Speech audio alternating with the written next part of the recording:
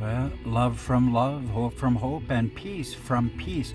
It is time to Google T Rex blood cells and see the blood cell of the T Rex in the veins. It's time to Google the videos under my channel, to Google entombed animals, and to see how hundreds of them have come out of the rocks alive, as the Smithsonian Institute verifies. And it is the time to realize that those animals had no air to breathe for like millions of years. No, this earth was made with very great age. First came the Garden of Eden, and all the leaves of the trees were as the meat for all of creation. Vegetarian was it? Then the satanic falling of the sons of God came forth and saw the daughters of men were fair, and they took them, and then came the giants. And according to Gilgamesh, they ate us. They were cannibals. So this world had to have the great flood come to wipe away the gigantism, because those were the days when of 2,000-pound sloths. So this world was made with very great age, ancient on day one. Look up Paluxy Alvin Delk fossil. And you'll see Triceratops footprint with a mankind footprint, man footprint right on top. Google giant footsteps in stone, and you will see dozens of them all over this world.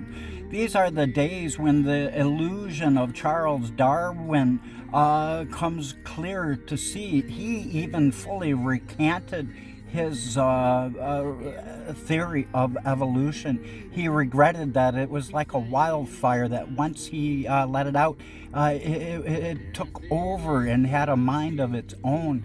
But let the dead bury its dead, and know that if you Google T-Rex channel under my channel, put Daniel Owsley Marco Polo, and you will hear a vivid description of these guys that as mankind used to hunt them and sell the meat, expensive gourmet food in the Orient. So there's much more than meets the eye. Science has always said that 1 inch to grow a stalagmite in a cave takes thousands of years, and yet there are 3-foot columns of them under the Lincoln Memorial, only built in 1869. So in this world, it's time to realize that there has been a veil of knowledge, understanding, a veil of stupidity over the whole thing. For the truest truth is, all the evolution garbage that has always been in vain, because the truest truth is that we know now that DNA of a frog only makes a frog. DNA of a toad only makes a toad. Now, if you want a frog toad, you got to cross them, and then it would mix the DNA, and you could have a fode or a frode or frog. I don't know what you call them when they're mixed. But one thing's for sure, that the story is true, that you cannot have a fish like all the evolution charts show, a fish producing over time a frog with legs, or a salamander, and then the salamander grows hair, and then it becomes like a wolverine, and then the wolverine keeps on walking along, and then it decides to become a woolly mammoth, and that kind of BS. So things are not at all as what reality has been. Neither has that been true with religion. All man-made religion has been man-made.